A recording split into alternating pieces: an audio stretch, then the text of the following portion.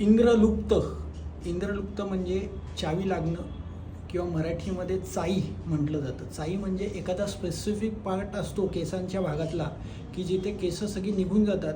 बरेच लोक बरेच प्रयत्न करतात, बरेच इंजेक्शन्स घेतात, पण तिथं केस काही केल्या येत नाही आहेत. तर ही कारणं काय आहेत आयुर्वेदशास्त्रानुसार? चाई म्हणजे काय तर हे बघा, इथं एक पॅच आहे जिथे केस पूर्ण गेली आहेत, इथं एक पॅच आहे जिथे केस गेलेली आहेत. हाच काही पेशंटमध्ये जर बघायला गेलं तर दाढीच्या तिथली पण केस ही गेलेली असतात. इथे एक पॅच दिसतो आपल्याला.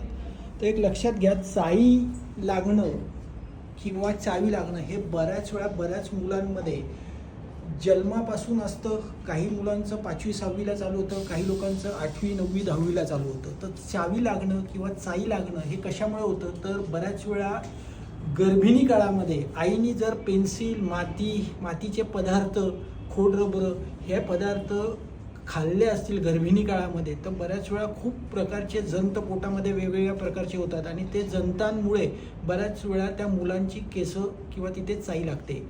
बरीच लहान मुलं भिंतीच्या खपल्या काढून खातात. भिंत खाणे, रंग खाणे, माती खाणं, पेन्सिल खाणं किंवा शिस पेन्सिल खाणं, यामुळे मटकी अति प्रमाणात खाणं, सतत मटकी, मोड आलेले पदार्थ रोज खाणं, दूध आणि फळं एकत्र करून खाणं, दूध आणि मासे एकत्र करून खाणं, मासे खाल्लेत लगेच दूध पिणं, हिरव्या भाज्या आणि दूध एकत्र करून खाणं, याला आयुर्वेदशास्त्रामध्ये गरविष किंवा विरुद्ध अन्न म्हटलं जातं. तर एक लक्षात घ्या, ज्यांना चावी लागलेली आहे, चाई लागली आहे, त्यांची मुख्य ट्रीटमेंट जी आहे, बरेच वेळा हे सर तुम्ही 3 इंजेक्शन्स घेऊन आलेले आहात बरोबर? हो. 3 इंजेक्शन झाले आहेत तुमचे? हो. आणि काय किती दिवस ट्रीटमेंट घेतली तुम्ही याच्यावर?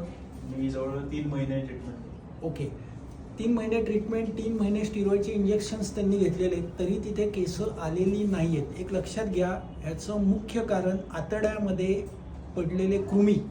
या कृमींची चिकित्सा आयुर्वेदशास्त्रानुसार केली गेली पाहिजे, ज्याच्यामध्ये पळस पापडी आणि गुळ हे जेवणाच्या मधी खायला द्यायचं आहे. किरामणी ओवा हा जेवणानंतर खायला द्यायचा आहे. आणि तिथे लोकल वेगवेगळे लेप्स आयुर्वेदशास्त्रातले आणि त्याचबरोबर जंताची आयुर्वेदातली ट्रीटमेंट ही खूप महत्त्वाची आहे.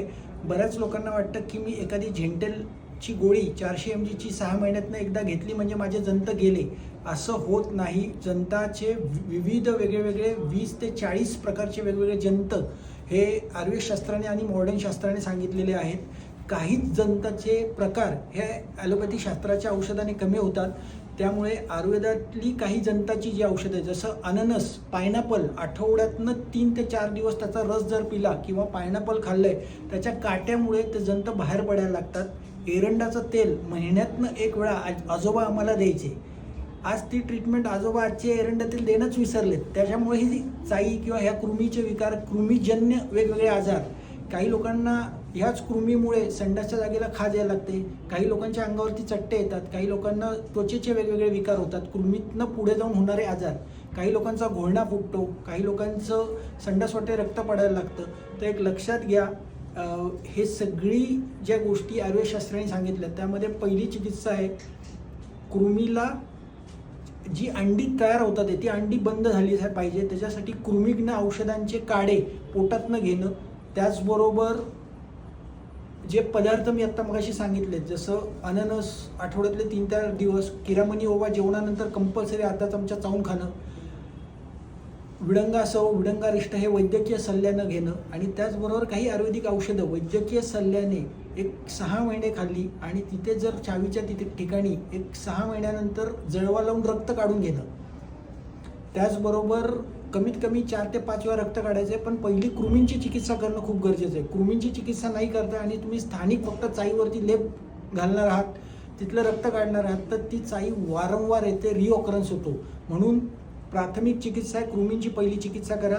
दीपन, पाचन, अनुलोमन औषधं पोटातनं देणं, त्यानंतर लोकलाइज ट्रीटमेंट, रक्तमोक्षण, जळवा लावून रक्त काढणं, त्याचबरोबर काही वेगवेगळे आयुर्वेदातले लेप आलेले आहेत, काही तेलं आलेली आहेत, ती तिथे लोकल ॲप्लिकेशन 20-20 थेंब लावणं, हे जर असा प्रयोग केला तर तुमची चावी ही 100% जाते. काळजी करू नका, नक्कीच तुमच्या जवळच्या आयुर्वेदिक वैद्यांना भेटा आणि त्यांच्याकडनं योग्य ती चाईची ट्रीटमेंट करून घ्या. नक्कीच चाई तुमची कमी होईल.